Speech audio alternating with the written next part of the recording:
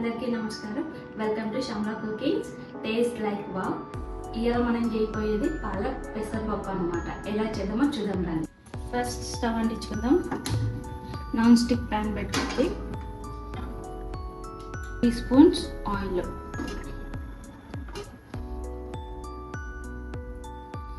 చాలు. 1/2 స్పూన్ జీలకర్ర. ఇప్పుడు నెక్స్ట్ ఆనియన్స్ వేసుకుందాం.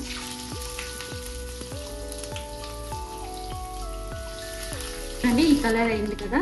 నెక్స్ట్ కొంచెం కరివేపాకు, పచ్చిమిరపకాయలు, వెల్లుల్లి ఫస్ట్ వేస్తే మాడిపోతుంది, అందుకని ఇప్పుడు వేయాలి. ఇప్పుడు కొంచెం అంతా పసుపు, తర్వాత 2 కట్టల పాలకూరకి 1 బౌల్ పెసరపప్పు. నేను నానబెట్టుకున్నా కాబట్టి ఫుల్ అయింది.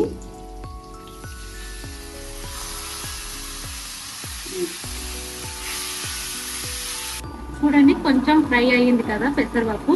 తర్వాత 2 కట్టల పాలకూర కడిగి క్లీన్ చేసి పెట్టుకునేది మొత్తం వేసేసుకోవాలి. నేను ఉప్పు వేయలేదు, ఇప్పుడు వేస్తా. ఎందుకంటే ఆల్రెడీ పాలకూర కొంచెం ఉప్పు ఉంటుంది కాబట్టి ఉప్పు ఎక్కువ వేయలేదు, చూసి వేసుకోవాలి. పక్కన వేసాను కాబట్టి 1 స్పూన్ వేస్తున్నాం.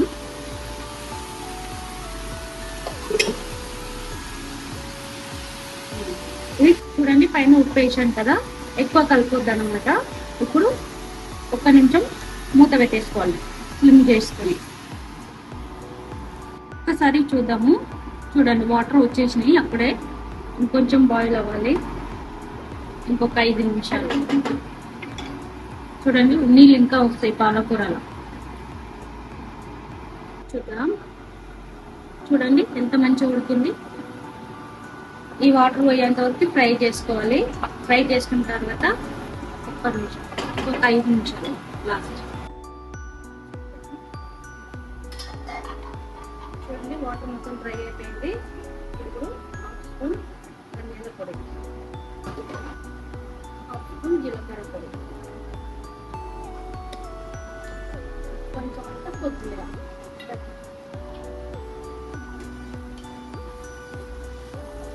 అయిపోయింది. ఇప్పుడు ఒక గిన్నెలోకి తీసుకుందాం.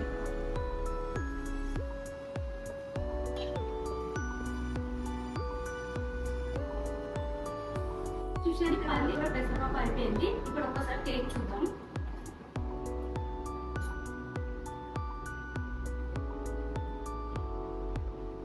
చాలా బాగుంది, అన్ని సరిపోయినాయి, ఏం అవసరం లేదు. ఈ వీడియో కానీ నచ్చితే లైక్ చేయండి, షేర్ చేయండి, సబ్స్క్రైబ్ చేయండి.